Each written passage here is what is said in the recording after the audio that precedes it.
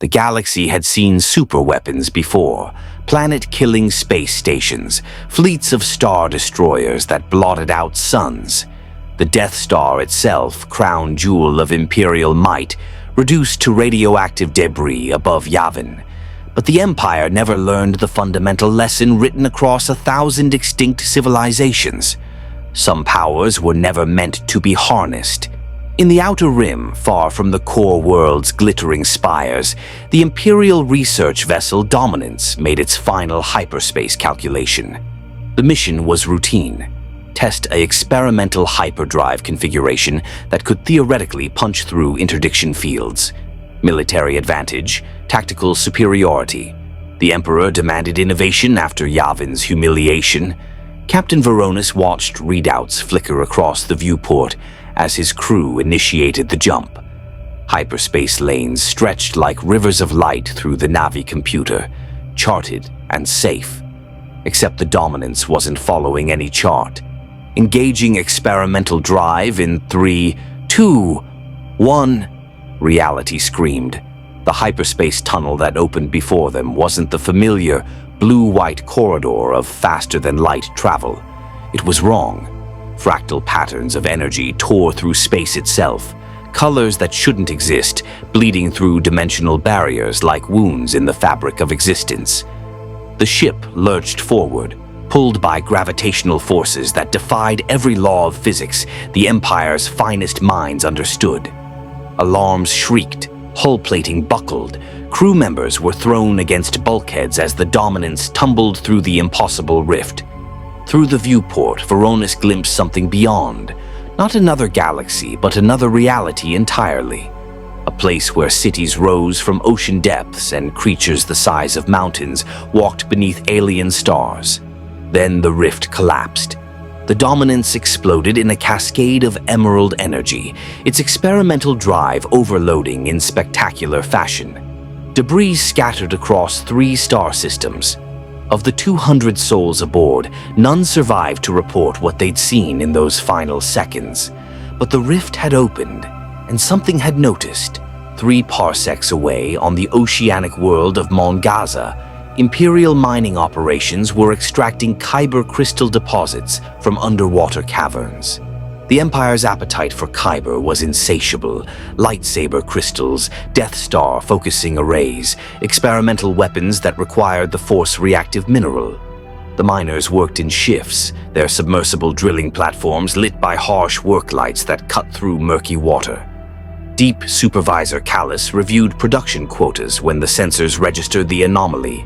Seismic activity. Significant. Localized to the deepest trench, 5 kilometers below their lowest drilling site. Probably volcanic, his assistant suggested. These ocean worlds are tectonically unstable. Callus wasn't convinced. The readings were increasing exponentially. Temperature spikes, radiation signatures that made no sense. Background radiation was normal for kyber proximity, but this was different, stronger, growing. Then the water began to glow, not the bioluminescence of native species, but a deep blue radiance that pulsed with terrible rhythm, like a heartbeat.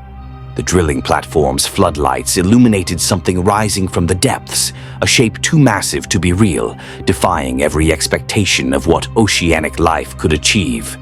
"Get everyone to the surface," Callus shouted into the comm. "Emergency evacuation now." The mining team scrambled for their submersibles, but they were too slow. The shape resolved into a form that belonged in nightmares, dorsal plates like mountains, each one glowing with that impossible blue light. A head the size of a Corvette-class ship, eyes that burned with ancient intelligence and primal fury. Godzilla had entered the Star Wars galaxy. His roar shattered the underwater drilling platforms, a sound that traveled through water and air and hyperspace itself. Every Force-sensitive being within a dozen systems felt it, a disturbance that was neither light nor dark, but something far older. The scream of an apex predator announcing its presence to a galaxy that had forgotten what true power looked like. The creature's atomic breath ignited the ocean itself, superheated plasma carved through water, boiling entire cubic kilometers in an instant. The Kyber mining facility vaporized, submersibles melted. Thousands of Imperial personnel died without understanding what killed them. Godzilla breached the surface, rising from Mon Gaza's ocean like a volcanic island achieving consciousness. Water cascaded off dorsal plates that crackled with nuclear energy. His tail, longer than a star destroyer, swept through the remaining surface installations, reducing durasteel and permacrete to rubble. Above the planet, the Imperial garrison scrambled TIE fighters, standard response to unexpected threat, overwhelming firepower. 24 fighters screamed into Mon Gaza's atmosphere, their twin ion engines shrieking. Target acquired, the squadron leader reported. Visual confirmation of what in the Emperor's name is that thing? Engage and neutralize, command responded. Use proton torpedoes if standard lasers prove insufficient. The TIE fighters opened fire. Laser bolts stitched across Godzilla's hide, each impact generating small explosions against scales that had evolved to withstand thermonuclear pressures. The creature didn't flinch, didn't acknowledge the attack. His dorsal plates flared brighter, blue energy racing up his spine like a reactor achieving critical mass. Then he looked up. The atomic breath that erupted from Godzilla's maw was nothing like the Empire's weapons. It was older than blasters, older than lightsabers, older than the Force itself. Primordial fusion energy given terrible form. The beam carved through the atmosphere, through 6 TIE fighters, through the low-orbit defense platform, and continued into space beyond. The surviving pilots scattered in terror, their training useless against something that violated every tactical doctrine. And in the Imperial Palace on Coruscant, in a meditation chamber sealed behind 20 layers of security, Emperor Palpatine's eyes opened. He'd felt the disturbance, felt something enter his galaxy that the Force itself seemed to recoil from, not in rejection but in recognition. Something primal, something balanced, something that could not be turned, corrupted, or controlled. For the first time in decades, Darth Sidious smiled without political calculation. This was opportunity. This was power beyond even his Death Star. This was destiny. If you want to see more characters enter different universes, hit that subscribe button and drop the name of a character and the universe you'd want to see them in down in the comments below. May the Force be with you. The Imperial Strategic Command received the Mon Gaza reports 3 hours after the initial breach. Holocom transmissions flooded in from every sensor station in the sector. A creature, designation unknown, had emerged from oceanic depths and neutralized an entire garrison. Estimated height, 120 meters. Estimated destructive capacity, catastrophic. Estimated threat level, unprecedented. Grand Moff Tarkin stood before the tactical display in his private command chamber aboard the Star Destroyer Executor, studying the fragmented footage with the cold precision that had made him the Empire's most feared administrator. The creature's form rotated in 3-dimensional projection, reconstructed from a dozen different sensor feeds before the recording stations had been destroyed. Magnificent in a terrible way.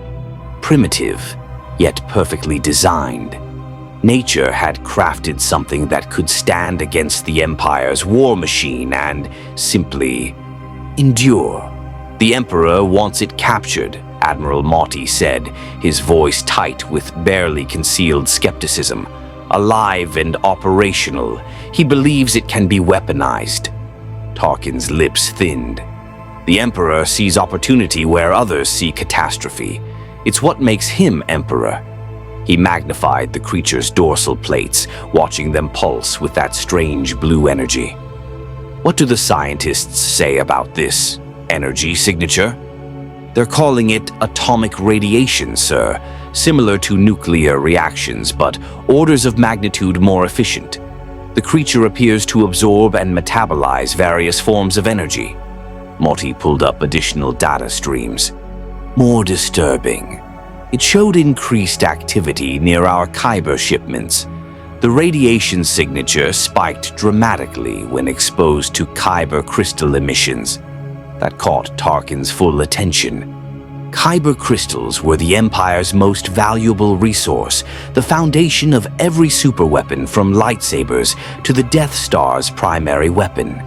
If this creature fed on Kyber radiation, it's attracted to power sources, Tarkin concluded, which means it will inevitably come to us, or we to it. He turned from the display. Assemble a capture task force. I want 88 walkers, full bomber wings, and whatever experimental containment technology the weapons division has developed. If the Emperor wants a new pet, we'll deliver it. And if it proves uncooperative, sir? Tarkin's smile was thin and sharp. Then we demonstrate why the Empire rules this galaxy and not prehistoric monsters.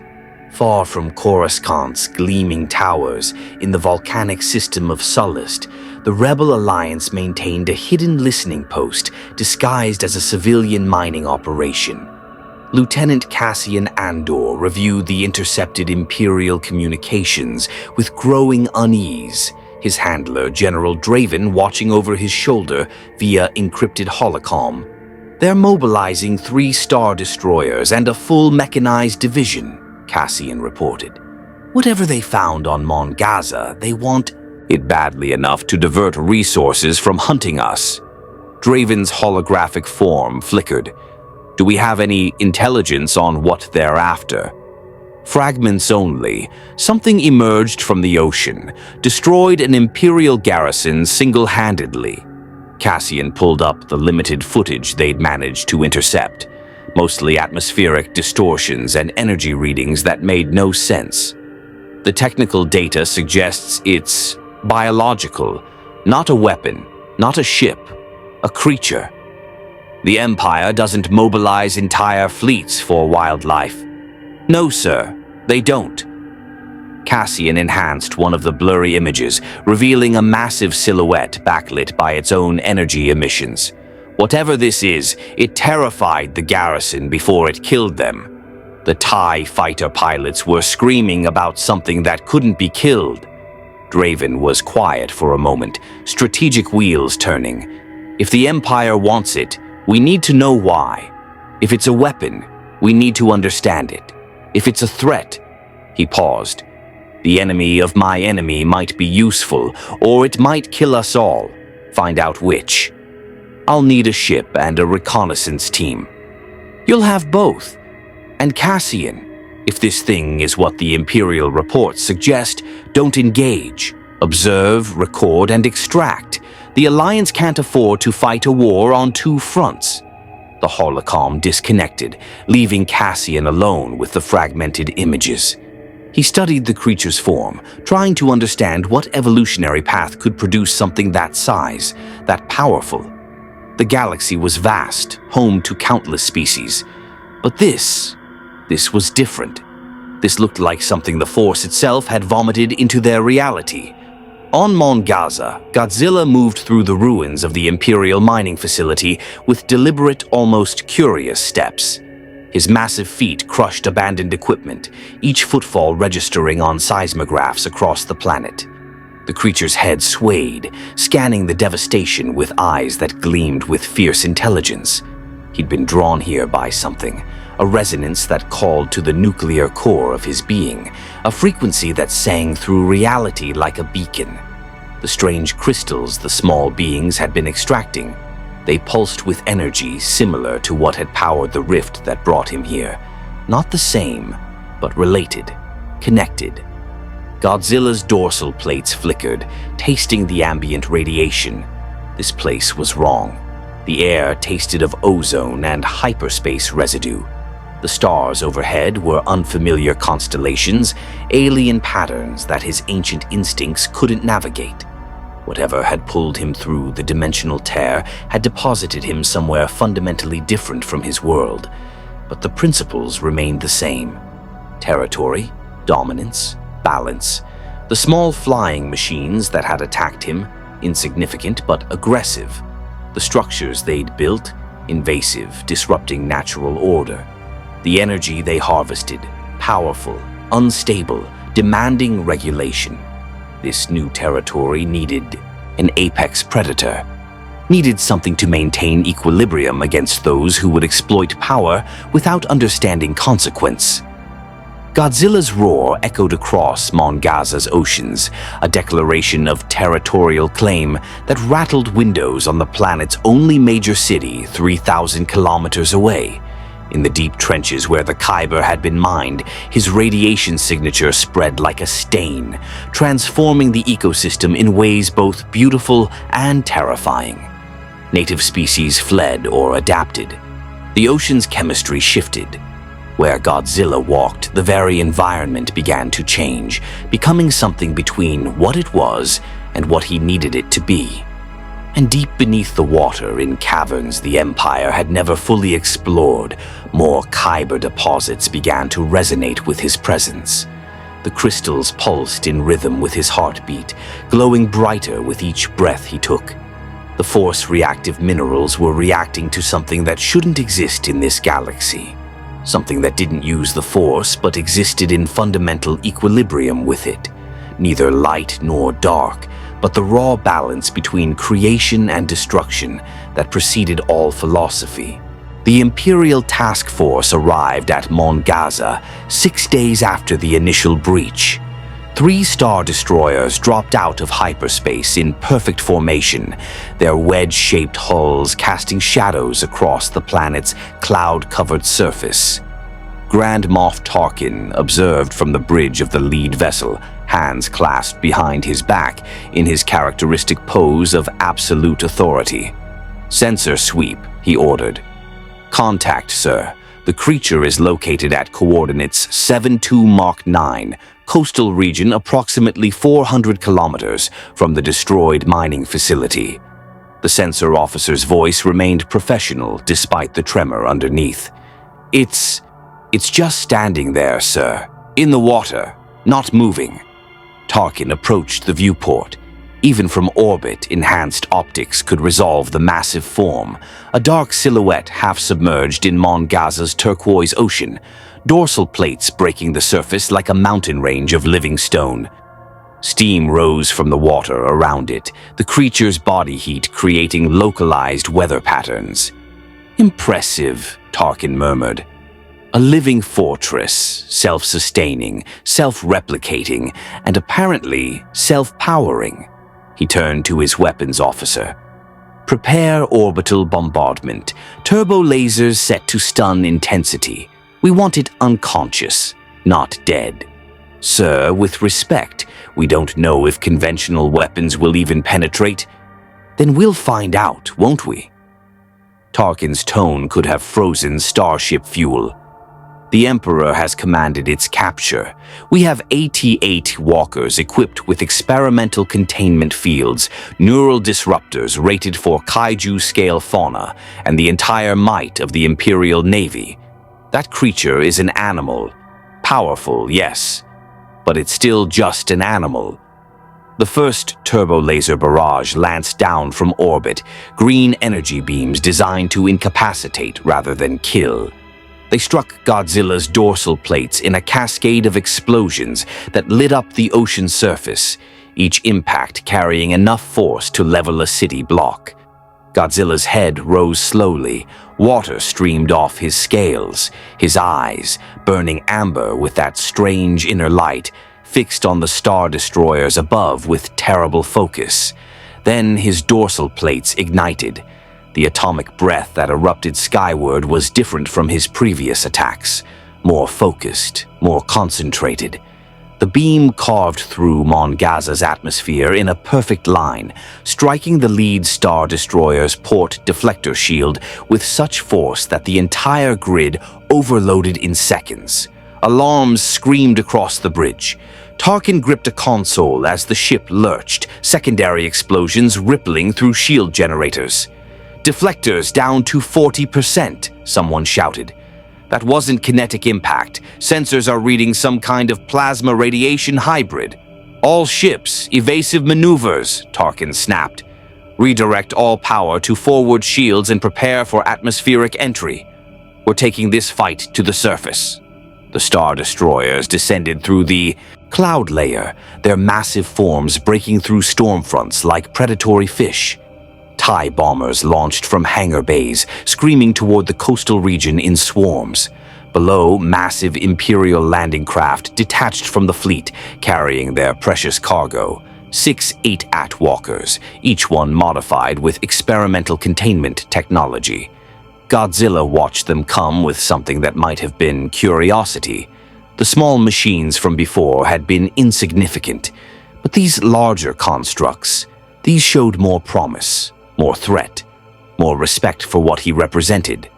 The AT-ATs splashed down in the shallows, their massive legs finding purchase on the ocean floor. Each walker stood 30 meters tall, imposing by any standard, weapons platforms that could reduce cities to rubble. Next to Godzilla, they looked like toys.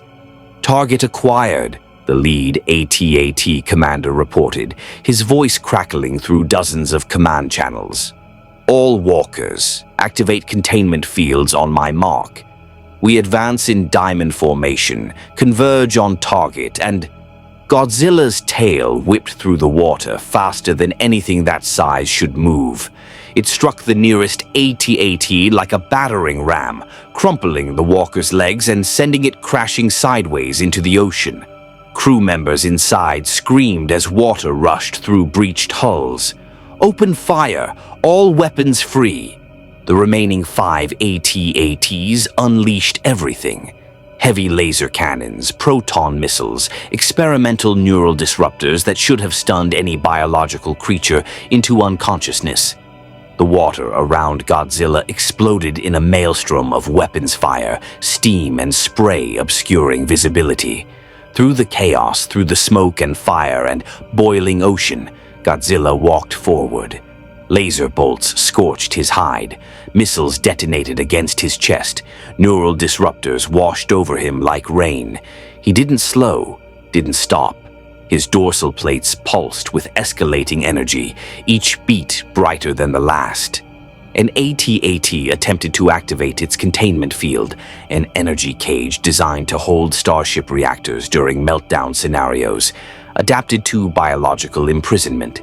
The field flickered to life around Godzilla, a sphere of crackling energy that should have paralyzed nerve systems and locked muscles.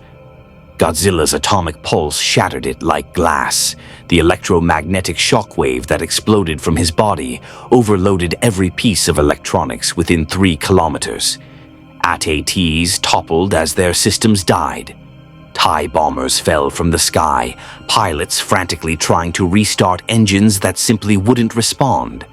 The Star Destroyers above lost maneuvering thrusters, their carefully orchestrated attack run degrading into controlled chaos. Tarkin watched his perfect plan dissolve into catastrophe.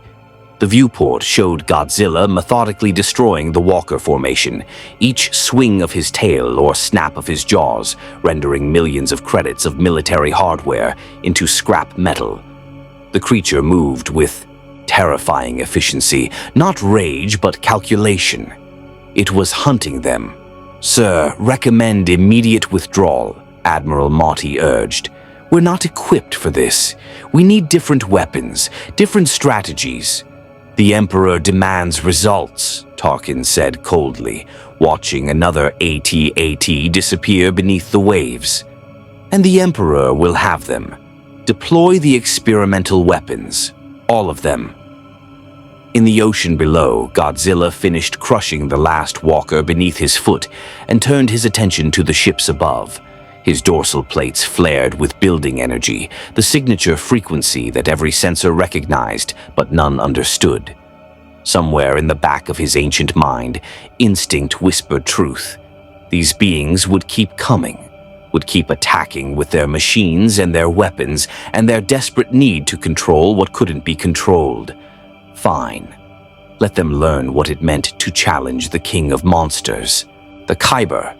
That was the key. Grand Moff Tarkin realized it as he studied the tactical display, watching sensor readings fluctuate wildly around the creature's position. Every time Godzilla's energy signature spiked, before the atomic breath, before the electromagnetic pulse, the nearby Kyber deposits resonated in perfect synchronization.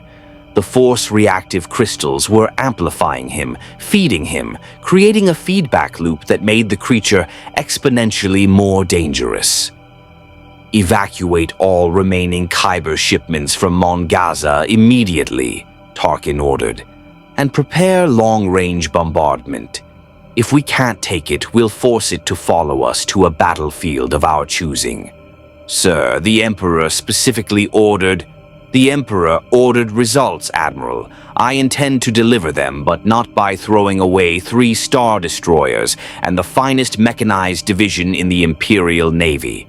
Tarkin's jaw tightened. "This creature responds to power. Very well, we'll give it power it can't ignore." The Imperial fleet began its withdrawal, ascending back through Mon Gaza's atmosphere in formation. But they didn't simply retreat. Turbo-laser batteries opened fire on the planet's surface, targeting Kyber-rich deposits across the continental shelf. Explosions bloomed across the ocean floor, destroying Imperial mining infrastructure and triggering seismic events. Godzilla's head snapped toward the detonations. His dorsal plates flared with agitation, sensing the Kyber energy being disrupted and scattered. The resonance that had drawn him to this region was fragmenting, the power source breaking apart. Then the Star Destroyers dropped a final payload, a cargo container filled with raw Kyber crystals, unpurified and unstable, set on a trajectory that would take it into deep space, away from Mon Gaza, away from the creature. Tarkin watched the sensor display as the creature's energy signature suddenly shifted, tracking the departing Kyber. The bait was taken. "Excellent," Tarkin murmured. "Now let's see how well our king of monsters can swim through hyperspace." Godzilla felt the Kyber moving away, the resonance growing distant. Every instinct screamed at him to pursue, to maintain proximity to the power source that sustained him in this alien galaxy. The energy here was different, thinner, less primal than the radiation-soaked depths of his home world. The Kyber provided a bridge, a frequency his nuclear biology could metabolize and adapt. Without it, he would survive, but he would be isolated, disconnected from the pulse of power that let him thrive. He dove beneath Mon Gaza's waves, his massive form creating tsunamis that crashed against abandoned Imperial installations. Deep in the ocean trenches, Godzilla's body began to change. His dorsal plates pulsed faster, brighter, building energy for something unprecedented. On the surface, the remaining Imperial scout ships detected an enormous thermal bloom. Temperature readings spiked to impossible levels. Radiation sensors redlined. Then the ocean began to boil. Godzilla breached straight upward, his atomic breath carving a pillar of superheated energy into the stratosphere. But he wasn't attacking. He was propelling himself. The nuclear thrust carried his massive body higher and higher, defying gravity through sheer destructive force, until he hung suspended 300 meters above the ocean. For a moment that defied physics and common sense, Godzilla flew. Then he began to fall, twisting his body in midair with surprising grace. He hit the ocean in a perfect dive, his streamlined form cutting through water like a living torpedo. His tail propelled him deeper, faster, following the resonance trail left by the departing Kyber shipment. In orbit, Tarkin's sensor officer stared at his readouts in disbelief. "Sir, the creature is maintaining velocity. It's swimming at over 200 kilometers per hour through open water. And it's not slowing down. How long until it reaches the coastline nearest to our departure vector?" "At current speed, 4 hours, sir. But the Kyber shipment will be loaded onto freighters and in hyperspace long before." "That's what it wants us to think," Tarkin interrupted. But this creature has proven remarkably intelligent. It's not chasing the bait. It's following us.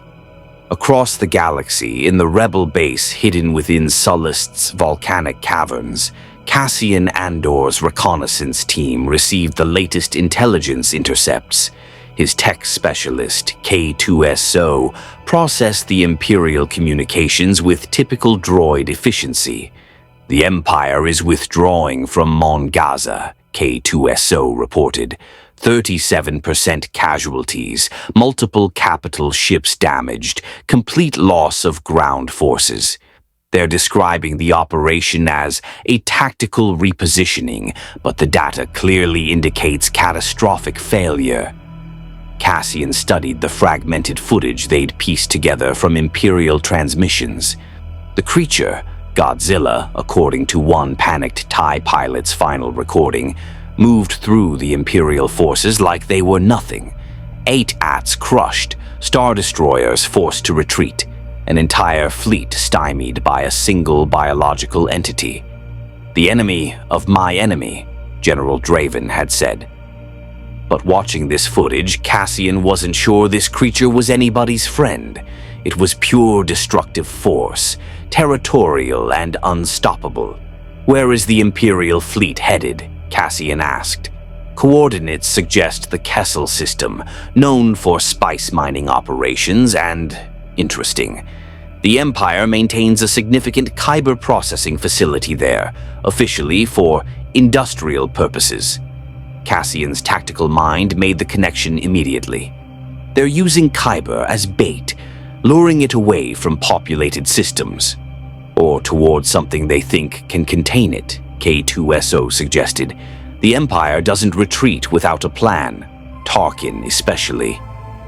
Get me a ship, Cassian ordered, and pull all available intelligence on Imperial weapons programs. Whatever they're planning, we need to know if this creature is a threat to the Empire, to the Alliance, or to everyone. Back on Mon Gaza, Godzilla swam through the darkest depths, his bioluminescent dorsal plates the only light in the eternal darkness. Schools of native fish scattered before him. Massive leviathans, apex predators of this world's oceans, fled in terror from something that dwarfed them like insects. But Godzilla paid them no attention. His focus remained locked on the distant resonance, the kyber signature that called to his very cellular structure. These small beings, with their machines and weapons, thought they could lead him, manipulate him, control where he went and what he destroyed. They were wrong. He wasn't following their trap. He was claiming new territory. And when he arrived at whatever fortress they'd prepared, whatever weapons they'd marshaled, he would teach them the lesson that every predator knew instinctively. Territory belonged to whoever was strongest enough to hold it. His roar echoed through Mon Gaza's oceans, a promise that rippled through hyperspace itself. Somewhere, light years away, Force-sensitive beings felt it and shuddered. The king of monsters was coming, and the galaxy would burn. The Kessel system had never been beautiful. A dying star cast sickly yellow light across barren moons and asteroid fields, the entire region polluted by centuries of spice mining. But the Empire had transformed it into something worse, a proving ground for weapons too dangerous to test near civilized worlds. Grand Moff Tarkin's task force arrived 2 days before Godzilla, establishing a defensive perimeter that would have repelled any conventional assault. 40 Star Destroyers formed a spherical formation around Kessel's largest moon, their combined firepower capable of sterilizing planets. Orbital defense platforms bristled with experimental weapons, mass drivers, particle beam cannons, gravity well projectors designed to trap hyperspace-capable vessels. And at the center of it all, suspended in a magnetic containment field, sat the bait. 3,000 tons of refined kyber crystals, pulsing with force energy strong enough to make nearby pilots nauseous. The creature will be drawn to this concentration, Tarkin explained to the assembled naval officers via holoconference. When it arrives, we'll have precisely 14 minutes to implement Protocol Omega before its energy signature overloads our containment systems. And Protocol Omega is? One captain asked hesitantly. Classified, Tarkin replied, but I assure you it will either capture the creature or eliminate it permanently. Either outcome satisfies the Emperor's requirements. Admiral Motti accessed a private channel. Sir, I must protest this expenditure of resources. 3 Star Destroyers damaged at Mongaza. Now 40 more diverted from rebel hunting. The Emperor may want this creature, but the Alliance is consolidating power. The Alliance is irrelevant, Tarkin cut him off. They're insects playing at revolution. This creature represents something far more valuable, proof that the Empire can control any force in the galaxy, no matter how primal or powerful. When we parade it through Coruscant's streets in chains, every system that dreams of rebellion will understand the futility of resistance. Unknown to Tarkin, Cassian Andor's modified U-Wing infiltrated the Kessel system using outdated transponder codes, broadcasting as a routine spice freighter. K2SO, piloted with droid precision, threading through Imperial patrol routes while Cassian studied the massive military buildup. That's not a capture operation, Cassian muttered. That's overkill. They're either terrified or planning something catastrophic. The probability of both is 73%, K2SO offered. I'm detecting unusual energy readings from the moon's surface. Geological sensors indicate recent excavation and construction. Something large. Cassian enhanced the sensor data. Beneath Kessel's moon, the Empire had been building. Massive power conduits, shielded bunkers, and at the center something that made his blood run cold. A network of Kyber-focusing arrays arranged in a pattern he recognized from stolen Death Star schematics. They're not trying to capture it, Cassian breathed. They're building a trap, a super laser trap. Before K2SO could respond, every proximity alarm screamed at once. Something massive had just entered the system, but not through hyperspace. It had simply appeared, translating from one point in space to another through a method that shouldn't exist. Godzilla had learned to navigate the galaxy's energy currents. The creature materialized 3,000 kilometers from the Imperial fleet, his body wreathed in residual hyperspace radiation that made sensors go haywire. His dorsal plates glowed with intensity that rivaled nearby stars, nuclear energy and Kyber resonance, creating a feedback loop that defied every law of physics the Empire understood. He had followed the Kyber signature across parsecs of space, his body adapting to the strange energies of this galaxy through sheer evolutionary imperative. The rift that had brought him here had taught him something fundamental. Reality was flexible. Energy was transferable, and with enough power, anything was possible. Godzilla's roar shattered the silence of space itself, a sonic boom that carried through solar winds and electromagnetic fields. Every ship in the Imperial fleet felt it as a shudder through their hulls, a subsonic frequency that made crew members clutch their heads in pain. All ships open fire, Tarkin commanded. 40 Star Destroyers unleashed simultaneous turbo-laser barrages. The combined firepower could have reduced a small moon to asteroids. Green energy beams converged on Godzilla's position in a web of destruction so dense that space itself seemed to ignite. Godzilla swam through the assault.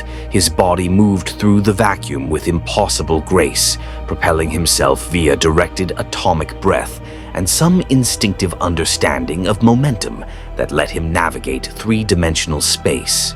Turbo laser bolts struck his hide, each impact releasing megatons of energy that would have vaporized any conventional warship. His scales simply absorbed it, converted it, fed on it. Impossible, Motti shouted over the tactical channel. Nothing biological can survive vacuum, let alone function. It's not functioning, Tarkin interrupted coldly. It's thriving. All ships withdraw to secondary positions. Activate Protocol Omega immediately. On the moon's surface, massive doors opened in the barren rock. The kyber-focusing arrays powered up, drawing energy from the suspended crystal payload above. But this wasn't a super laser designed to destroy planets. It was something more subtle, more insidious. A force cage. Jedi had used similar technology millennia ago, trapping dark side entities in stasis fields powered by kyber crystals attuned to the light. The Empire had reverse-engineered and weaponized it, creating a containment system that could theoretically imprison anything with a strong energy signature. The arrays fired simultaneously, creating a lattice of force energy that wrapped around Godzilla like luminous chains. The creature roared, thrashing against bindings that existed half in real space and half in the quantum foam where the force dwelt. His dorsal plates flared desperately, atomic breath carving through several star destroyers that had been too slow to withdraw. But the force cage held. Containment successful, Tarkin announced, satisfaction creeping into his voice. Begin descent procedures. We'll transport it to the Emperor's research facility on Scarif within... Godzilla's eyes blazed brighter. Something fundamental shifted in the creature's cellular structure. The kyber crystals suspending the force cage resonated with his own radiation signature, and instead of containing him, they began to amplify him. Every atom of his being vibrated at frequencies that shouldn't exist, bridging the gap between nuclear physics and force metaphysics. His dorsal plates didn't just glow, they transcended. The atomic pulse that erupted from Godzilla's body wasn't energy or matter, but something between. A wave of pure destructive potential that overwrote the laws of physics in a sphere 20 kilometers across. The force cage shattered. The kyber arrays exploded. The moon's surface cracked, tectonic plates shifting under the assault of power that had no name in any language. Cassian watched from his hidden position as 1/3 of the Imperial fleet simply ceased to exist, vaporized or torn apart by gravitational shear.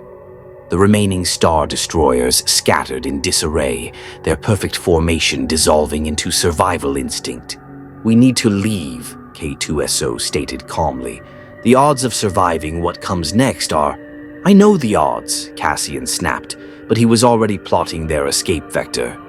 Whatever the Empire had unleashed, whatever this creature had become, it was beyond anyone's ability to control. Godzilla floated in the ruins of the Imperial trap, surrounded by debris and dying ships.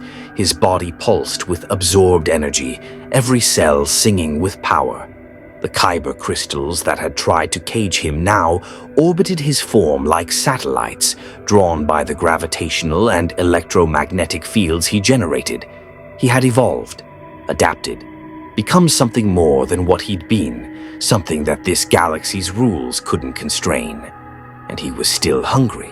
The Emperor's throne room on Coruscant existed in perpetual twilight, illuminated only by the city planet's glow filtering through tinted viewports.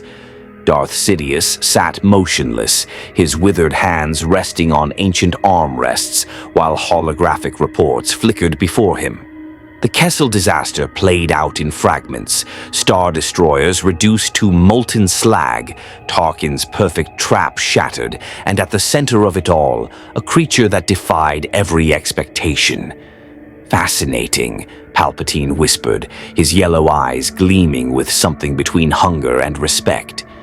The Sith legends spoke of such beings, Abeloth, the Mortis gods, entities that existed outside the Force's traditional boundaries. He leaned forward. "But this is no Force entity. This is something purer." Beside the throne, a dark shadow resolved into form. Darth Vader stood silent, his breathing apparatus marking time with mechanical precision. He had felt the disturbance at Kessel, felt the Force recoil from something it couldn't comprehend or categorize. "Your orders, Master." Vader's voice rumbled through his vocabulator. Tarkin has failed because he approached this as a military problem, Palpatine mused. But you understand, my apprentice, some forces cannot be broken, only redirected. This creature responds to power, to energy, to the Kyber itself. His withered lips curved into something resembling a smile. It's time you went hunting, Lord Vader. Bring me this beast alive and bound, or if that proves impossible, I will do what must be done. Yes, you always do. Palpatine waved a dismissive hand. Take whatever resources you require. The Superstar Destroyer Executor is yours to command. And Vader, the Emperor's voice dropped to a serpentine whisper. If you can break this creature to my will, imagine what we might accomplish.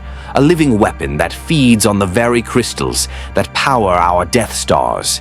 An indestructible force that could crush any rebellion, any dissent, any threat to our eternal empire. Vader bowed and departed, his cape sweeping behind him like a stain of darkness. But as he walked through Coruscant's corridors, his mechanical breathing steady and measured, doubt crept through his thoughts. Not about his ability to succeed, Lord Vader never doubted, but about the wisdom of attempting to change something so fundamentally wild. He had been a slave once. He knew what it meant to be caged, controlled, forced to serve another's will.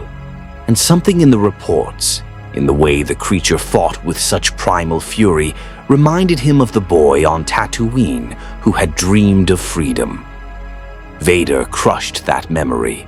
Sentiment was weakness. The past was dead. Only the Empire remained. On Sullust, General Draven convened an emergency council via encrypted holocom.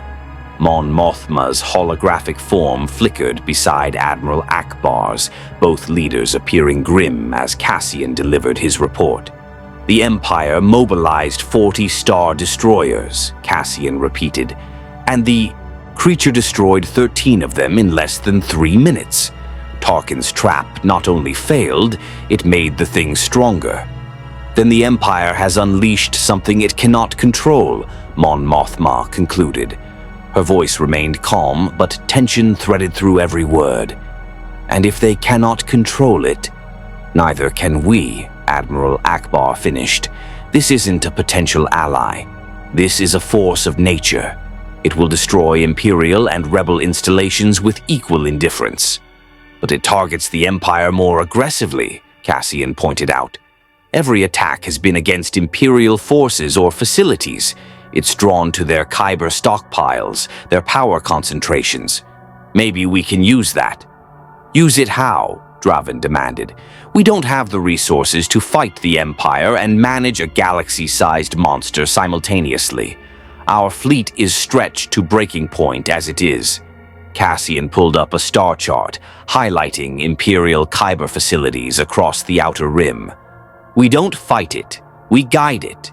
Every Imperial processing plant, every weapons depot, every facility that uses concentrated Kyber, they're all targets this creature will naturally pursue.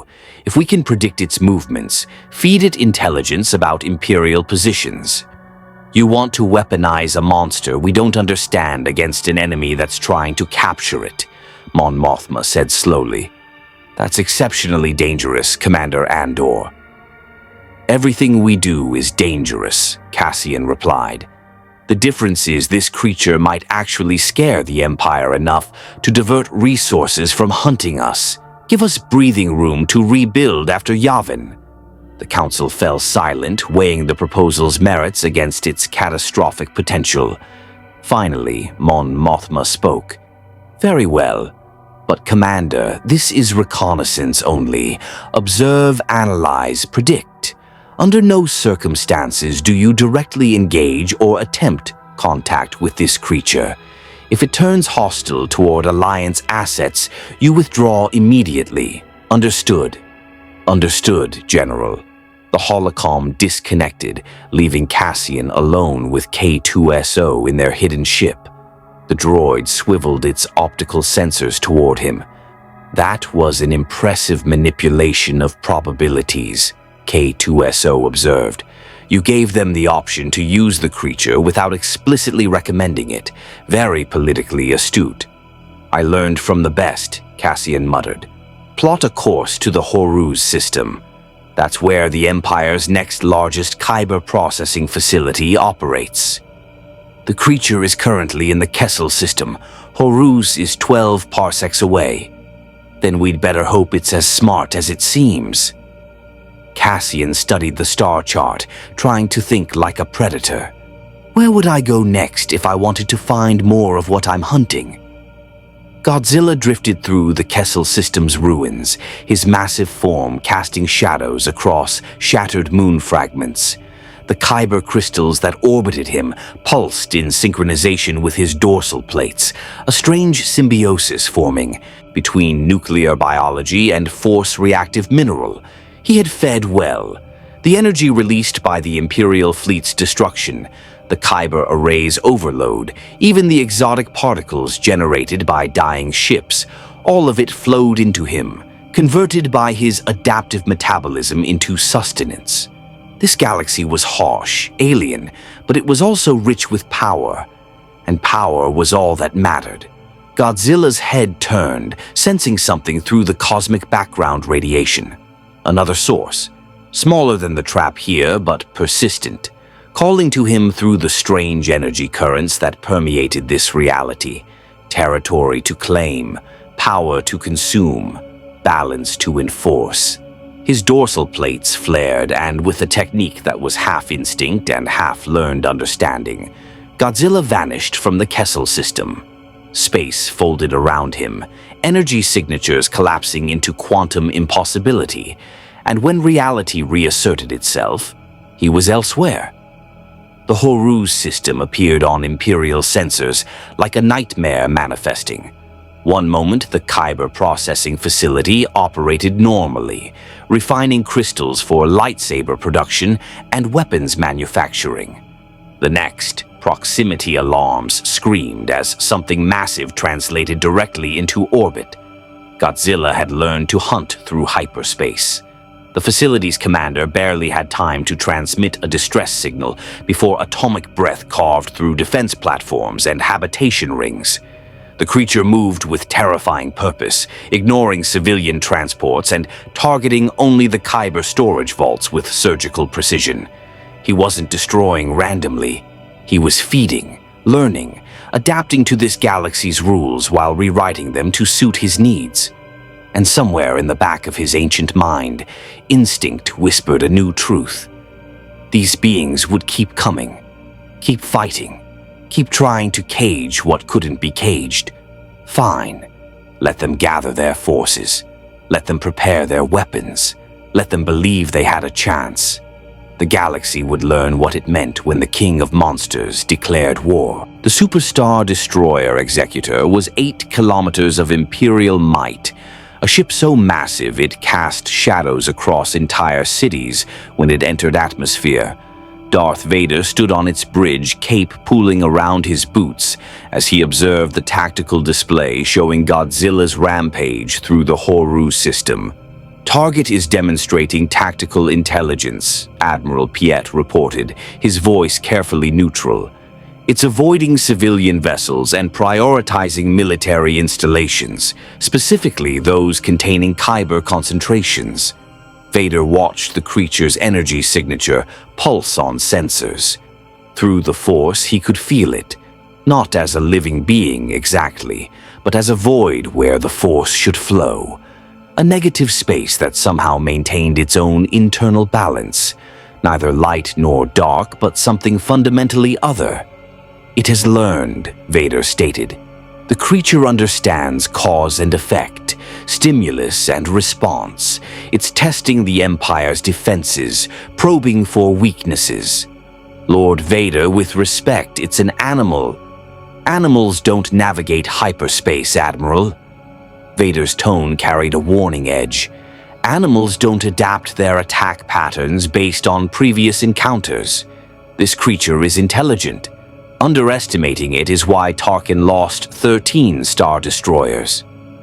Piet swallowed hard. Then, how do we proceed? Vader turned from the viewport, his dark helmet reflecting console lights. We give it what it wants. Prepare a freighter with compressed kyber payload. Mark it with high-frequency energy signatures the creature has shown attraction to. Then plot an intercept course. Bait, my lord. Bait, Vader confirmed. But unlike Tarkin, I don't intend to trap it with kyber. I intend to starve it.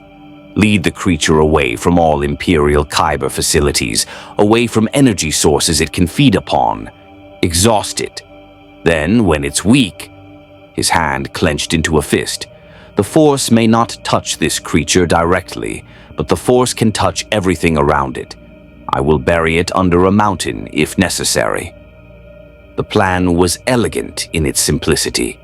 The Executor launched its bait ship on a vector that led away from populated systems toward the barren Malachor system, where ancient Sith temples crumbled beneath toxic skies.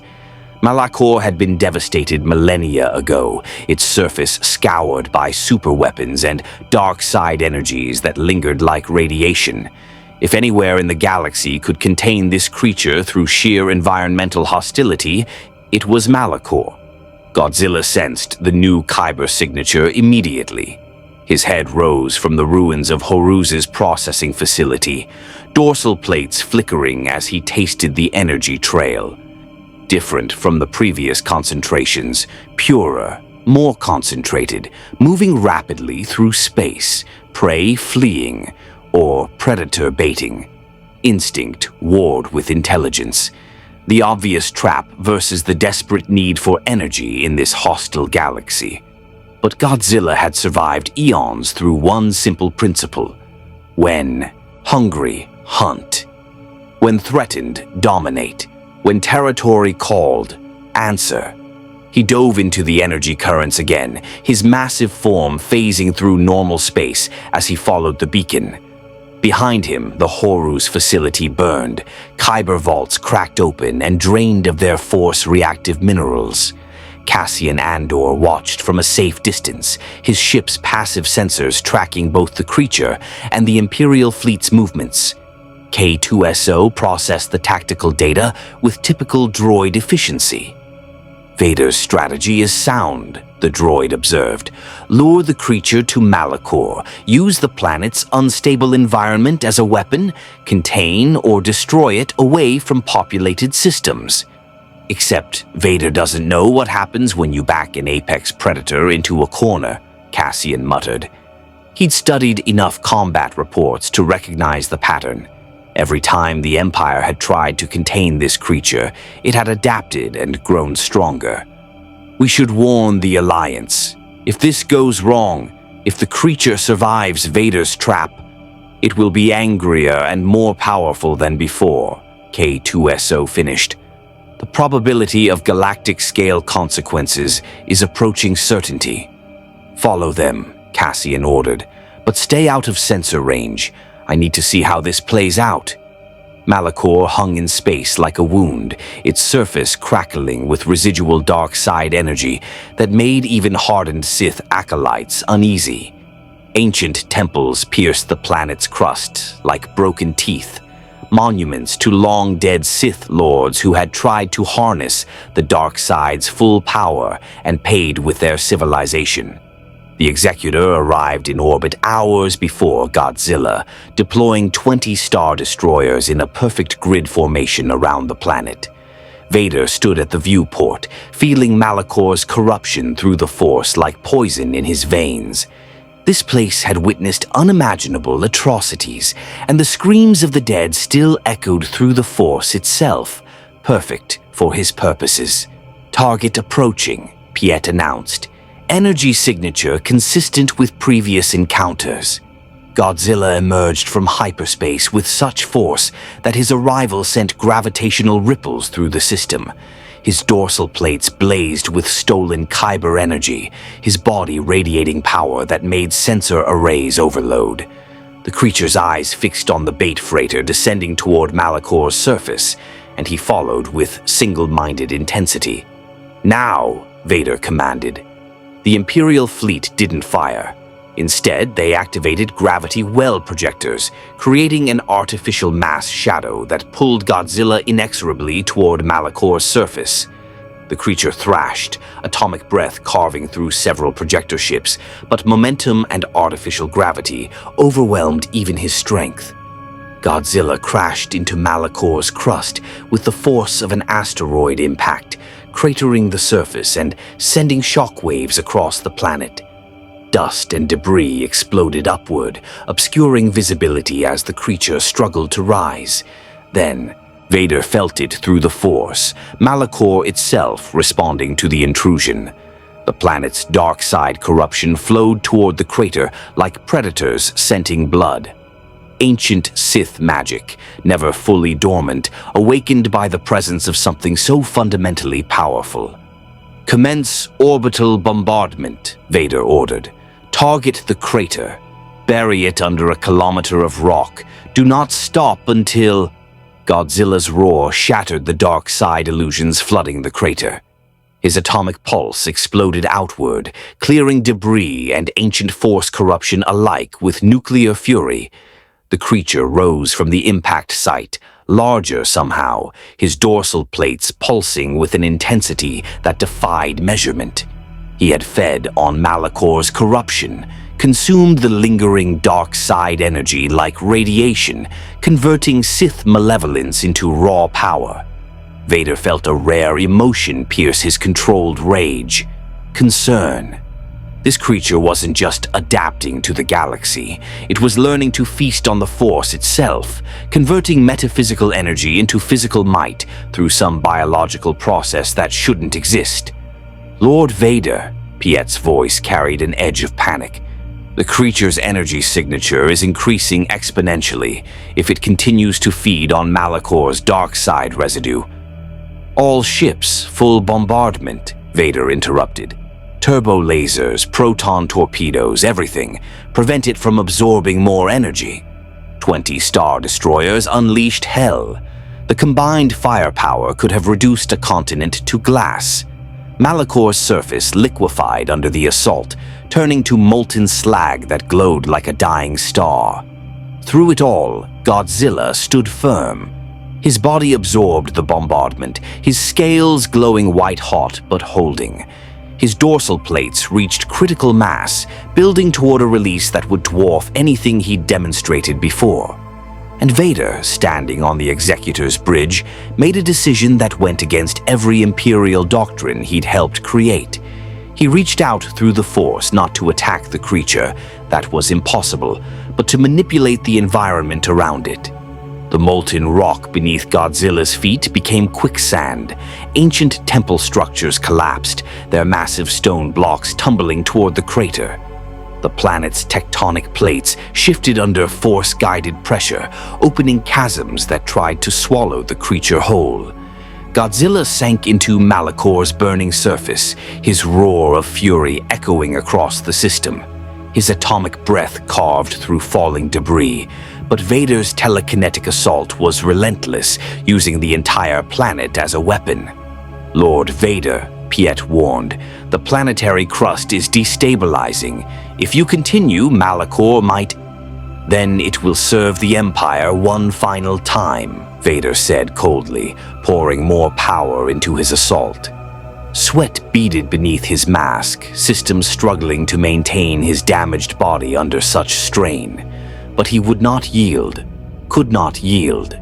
The King of Monsters met the Dark Lord of the Sith, and for a moment the galaxy held its breath. Malakor's death throes registered on sensors across 3 sectors. The planet's core, already unstable from ancient superweapon bombardment, reached critical collapse under the combined stress of orbital bombardment and Vader's Force manipulation. Tectonic plates ground against each other, releasing seismic energy that dwarfed any natural earthquake. And at the center of the chaos, buried under a kilometer of molten rock and collapsing temple ruins, Godzilla's energy signature pulsed with rhythmic determination.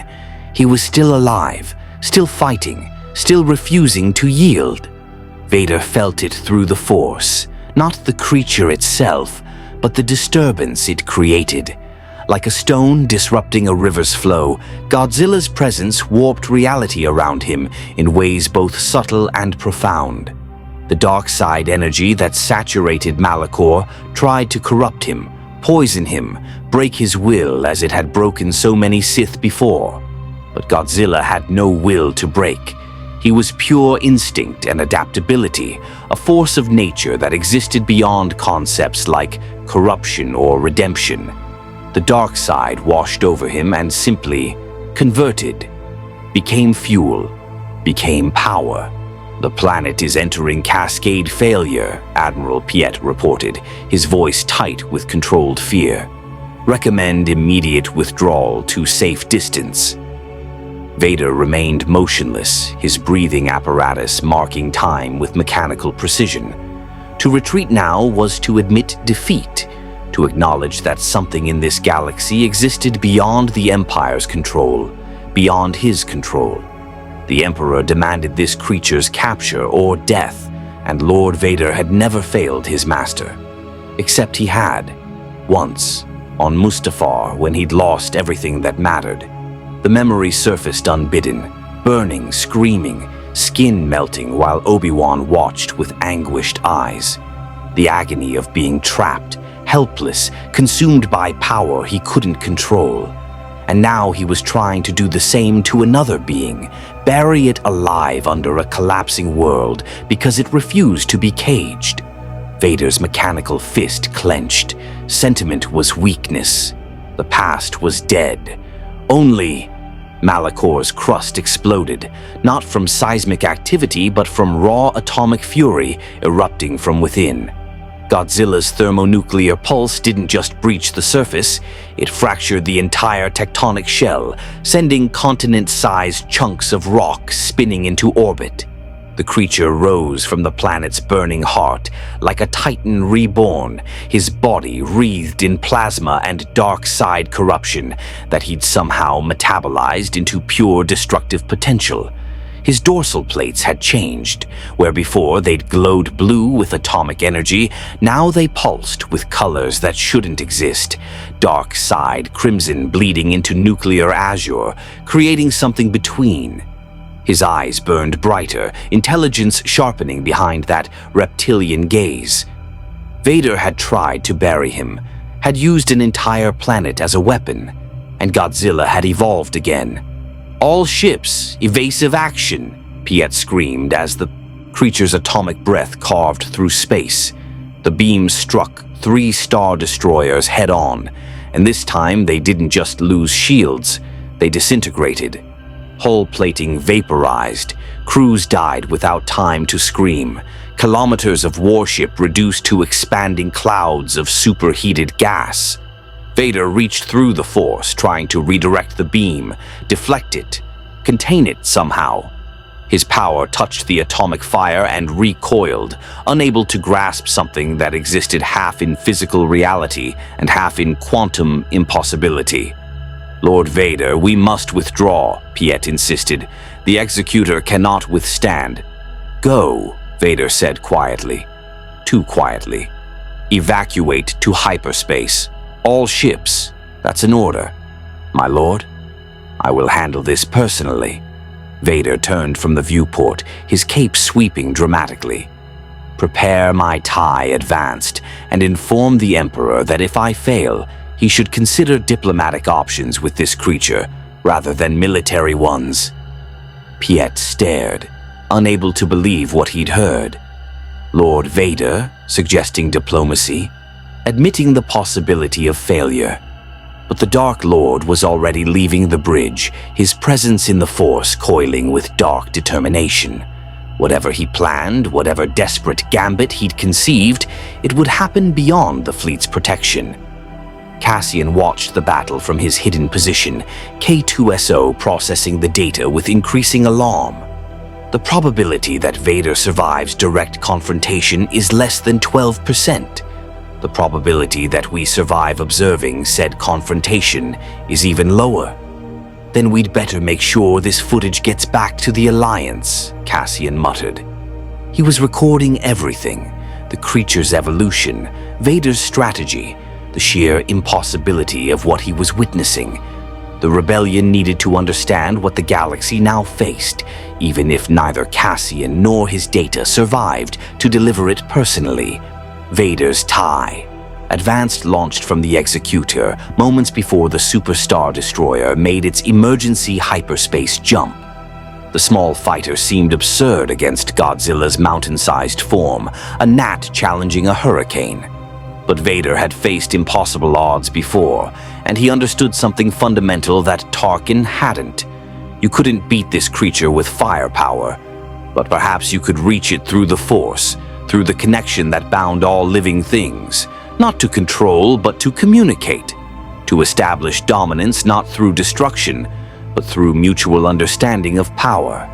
Vader extended his awareness through the Force, projecting his presence toward the creature. He didn't attack, didn't threaten. Instead, he showed Godzilla truth, the Empire's might.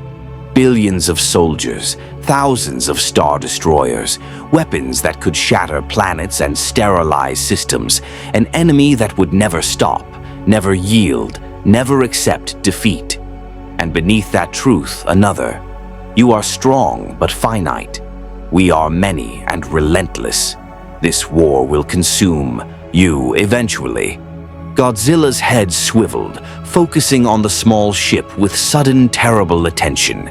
His dorsal plates flickered, and Vader felt something he'd never experienced before. The creature was responding.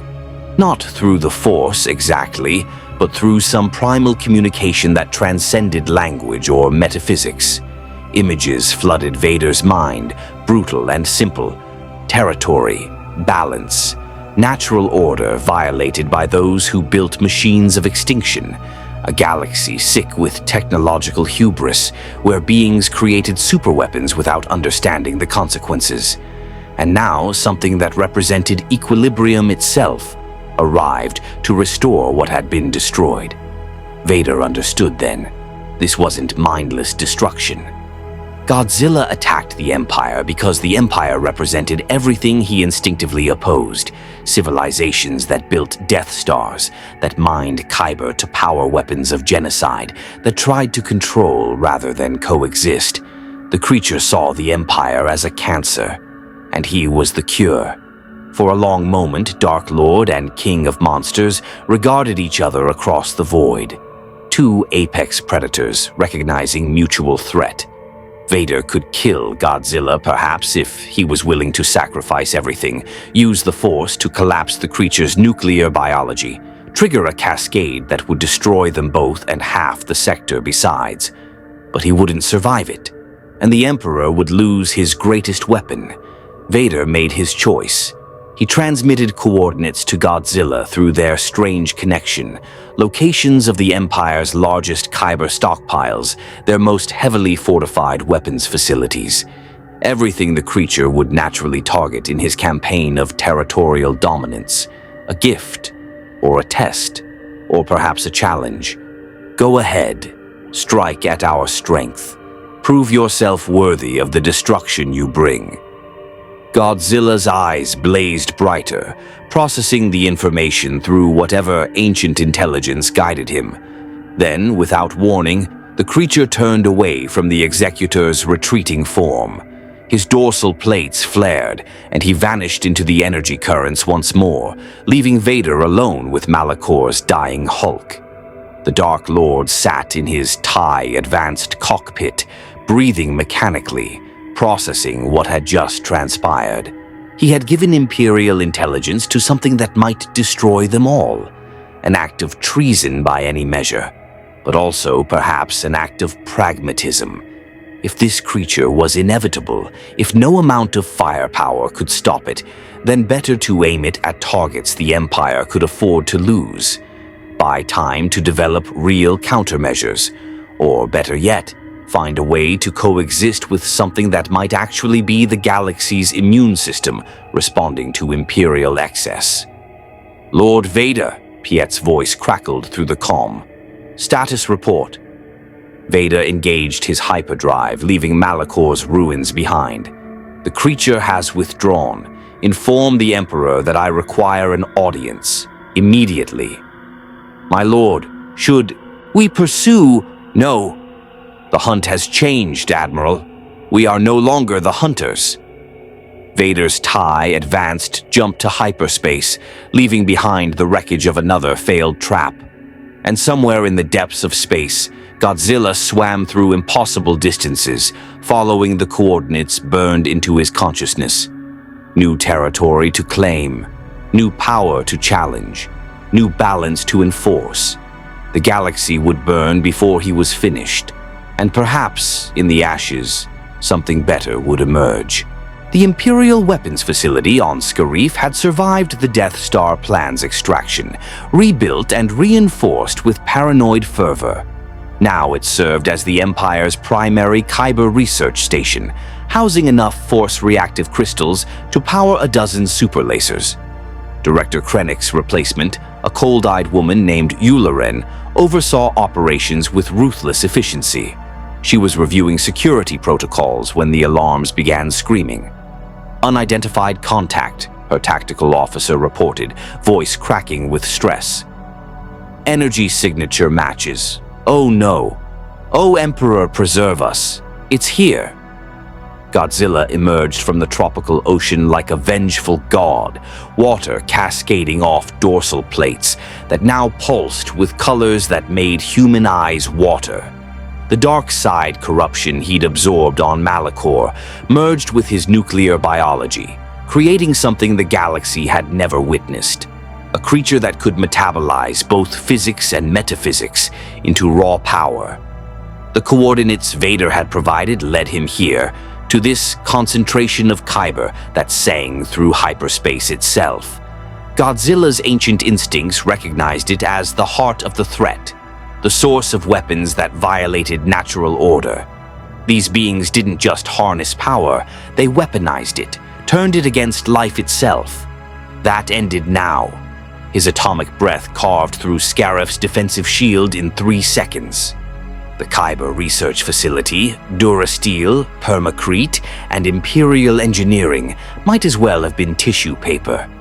Godzilla's tail swept through tower complexes, each impact releasing megatons of kinetic force.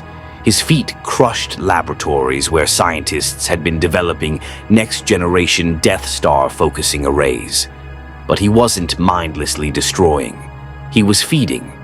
Every Kyber vault he breached, every storage facility he tore open, Godzilla absorbed the crystal's energy signatures. His body converted force-reactive radiation into sustenance, growing stronger with each facility destroyed. The Empire had concentrated so much power here, so much potential destruction, and now it was being consumed by something that treated superweapon components like nutrients. Director Yularen transmitted a desperate evacuation order before the facility's main reactor overloaded. The explosion was visible from orbit, a mushroom cloud that dwarfed anything conventional weapons could produce, born from Kyber crystals reacting catastrophically with Godzilla's radiation. When the dust cleared, the creature stood amid the ruins, completely unharmed. His dorsal plates blazed with absorbed energy, and for a moment he seemed to glow with internal light that rivaled Scarif's sun. On Coruscant, Emperor Palpatine watched the destruction through multiple holocom feeds, his withered face betraying no emotion. Around him in the throne room stood his closest advisors. Grand Moffs, intelligence directors, and Darth Vader returned from Malachor with his disturbing report. "Scarif is lost," Admiral Motti stated unnecessarily. 3 other facilities have been destroyed in the past standard week. At this rate, the creature will have eliminated our entire Kyber infrastructure within a month. Then we rebuild elsewhere, another admiral suggested. Remote systems, hidden locations. It will find them, Vader interrupted, his voice carrying absolute certainty. The creature senses Kyber across parsecs. Hiding is futile. Conventional warfare is futile. We've lost 19 Star Destroyers attempting to stop it. Silence fell across the throne room. No one wanted to voice the unthinkable. The Empire, with all its might, couldn't stop a single creature. Palpatine's laugh was soft, almost paternal. You misunderstand our situation, my friends. This isn't a military defeat. It's an opportunity. His yellow eyes gleamed. This creature has done what I've spent years trying to accomplish, demonstrated the absolute futility of conventional rebellion. Every system that watches this beast tear through our fleets now understands that military power is meaningless against true cosmic force. Master, Vader questioned. We don't fight it, Lord Vader. We endure it. Let the creature destroy our Kyber facilities. They can be rebuilt. Let it rampage through the outer rim. Those systems were always troublesome anyway. And while the galaxy watches in terror, while the rebellion realizes they're just as helpless as we are.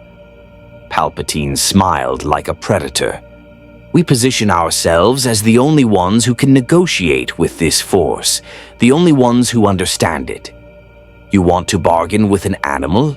Motti asked incredulously. No, Admiral. I want the galaxy to believe I can. Perception is reality in politics. If I can demonstrate even the illusion of control over this creature, I become not just Emperor, I become the galaxy's only hope for survival.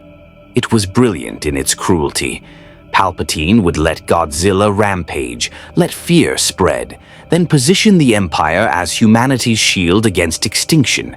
Every system would beg for Imperial protection, accept any tyranny in exchange for safety from the monster. Vader felt something stir in the depths of his mechanical heart. This was what he'd become, part of a machine that turned even cosmic catastrophe into political leverage, that saw billions of potential deaths as acceptable losses for maintaining power. But what choice existed? The creature couldn't be stopped, couldn't be reasoned with, could only be endured until it exhausted itself or the galaxy adapted around it, or until someone found a way to kill it that didn't require destroying half the galaxy in the process. On Yavin 4, the Rebel Alliance convened its own emergency council. Mon Mothma stood before holographic representatives from dozens of systems, her expression grave as Cassian's footage played for the assembled leaders. As you can see, she said quietly, we face a threat that makes the Empire's tyranny seem manageable by comparison. The Alliance should be celebrating, one representative argued. The Empire is being destroyed by its own hubris. This creature targets their facilities, their fleets. For now, General Draven interrupted coldly. But what happens when it's finished with Imperial Kyber stockpiles?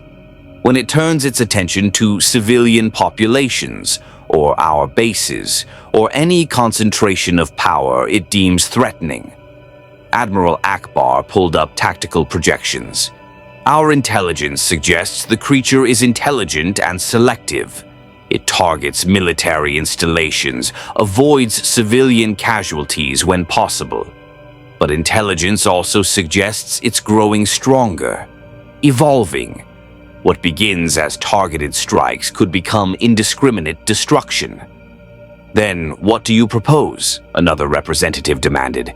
We don't have the firepower to fight this thing. We're barely surviving against the Empire. Cassian stepped forward, his voice cutting through the rising arguments. We don't fight it. We understand it. Every attack has been against concentrations of power, Kyber facilities, weapons platforms, fleets. The creature isn't rampaging. It's establishing territorial dominance over what it perceives as threats to natural order. You're anthropomorphizing a monster, someone objected. Maybe. Or maybe we're finally facing something that judges us by our actions rather than our intentions. Cassian gestured to the tactical display. The Empire built Death Stars, mined Kyber to power weapons of genocide. This creature responds by destroying those capabilities. If we want to survive, we need to prove we're different, that the Alliance doesn't represent the same technological hubris. Mon Mothma studied the young intelligence officer thoughtfully. You're suggesting we avoid becoming a target by demonstrating we're not a threat. I'm suggesting we survive by not giving it a reason to hunt us. No Kyber stockpiles, no superweapons, nothing that triggers the same response the Empire's actions did. Cassian paused. And maybe, if we're very careful, we learn to coexist with something that might actually share our goals, stopping the Empire's worst excesses. The council erupted into argument, but Mon Mothma raised her hand for silence. Commander Andor's proposal has merit. Will establish protocols for all Alliance installations, minimize Kyber usage, avoid large-scale weapons development, maintain profiles that don't register as existential threats. She looked around the assembly. We fight the Empire, but we survive the monster by being smarter than they are. It wasn't a satisfying answer, but in a galaxy suddenly populated by both tyranny and natural disaster, survival required adaptation over heroism. Godzilla swam through hyperspace currents, moving between systems with growing ease. His body had adapted fully now, learning to navigate this galaxy's unique energy patterns. The Kyber he'd consumed at Scarif sustained him, powered him, let him exist comfortably in this alien reality. But something had changed. The coordinates Vader had provided were depleting. The Empire was withdrawing its major installations, scattering its resources. The concentrated power sources that attracted Godzilla were fragmenting, becoming harder to locate. The prey was learning, adapting, becoming more difficult to hunt.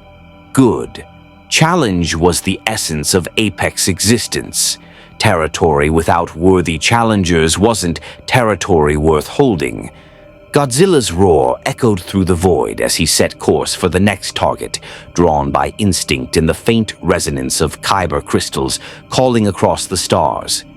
The galaxy had learned to fear him. Now it would learn to coexist with him, or burn in the attempt.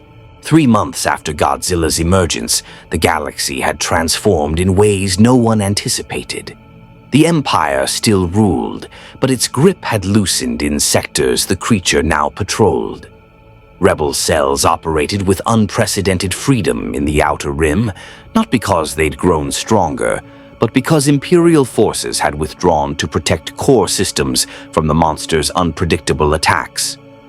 Mongaza had become a graveyard of star destroyers, their hulls jutting from shallow waters like monuments to failed Imperial ambition. Kessel's moon was uninhabitable, its surface still crackling with residual radiation. Malachor had finally succumbed to complete tectonic collapse, the planet breaking apart into an asteroid field, haunted by dark side corruption and atomic fire. And at the center of it all, Godzilla had established something resembling territory. A sphere of space 50 light-years across where he moved with terrible purpose, drawn to Kyber concentrations and weapons platforms like an immune system targeting infections. The Empire learned to avoid the region. The Rebellion learned to operate within it carefully. An uneasy equilibrium emerged, not peace but acknowledgement of mutual threat. In the Imperial Palace, Emperor Palpatine addressed the Senate with practiced gravitas, his image broadcast across 1,000 worlds. "Citizens of the Empire," he began, his voice carrying false warmth. "We face unprecedented challenges. A creature of immense power threatens our way of life, our prosperity, our very survival. But take heart. The Empire protects. Through careful management and sacrifice, we have contained this threat. Our brave fleets stand between you and extinction." It was masterful propaganda. The Empire hadn't contained anything, but by positioning themselves as the galaxy's shield, Palpatine transformed catastrophic failure into political capital. Systems that had contemplated rebellion now clung to Imperial protection, terrified of facing Godzilla alone. Vader stood in the shadows behind the throne, watching his master spin disaster into opportunity. The creature had destroyed more Imperial infrastructure in 3 months than the Rebellion had in 3 years. Yet somehow the Empire emerged stronger. Fear was a more powerful tool than any Death Star. But Vader felt the tremors in the Force. Godzilla's presence had awakened something, not in the creature, but in the galaxy itself. Force-sensitive children were being born with strange abilities, as if reality itself was adapting to accommodate something that shouldn't exist. Ancient Jedi and Sith knowledge was being reinterpreted, prophecies re-examined in light of the balance made flesh. The galaxy was changing, evolving, and no one, not even the Emperor, could predict where it would lead. Cassian Andor stood on Yavin 4's jungle-covered surface, watching the sunset paint clouds in shades of amber and crimson. K2SO approached with typical droid directness.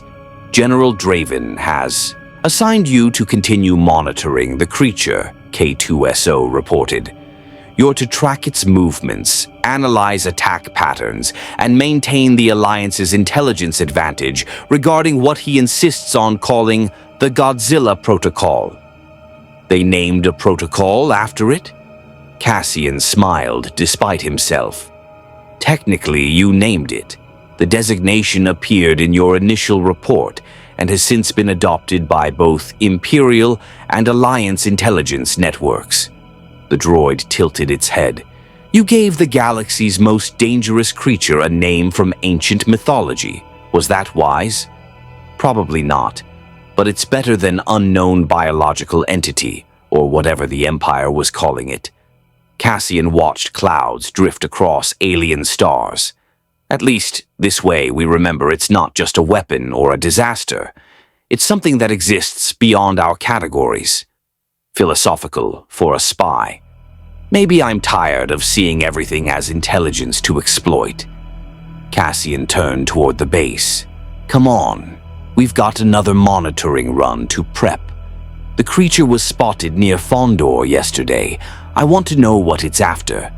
Far from Coruscant's political machinations and Yavin's strategic planning on a nameless oceanic world in the territory Godzilla had claimed, the creature rested in waters warm enough to soothe even his nuclear-heated metabolism.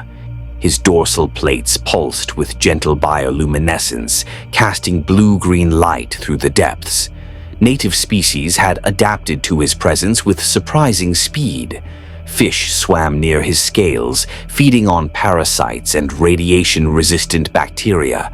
Larger aquatic predators maintained respectful distance, recognizing the apex presence in their waters. The ecosystem was reorganizing around him, finding new equilibrium. Godzilla's eyes closed, but part of his consciousness remained alert, tasting energy currents across parsecs. The Empire had scattered its kyber reserves, making them harder to locate.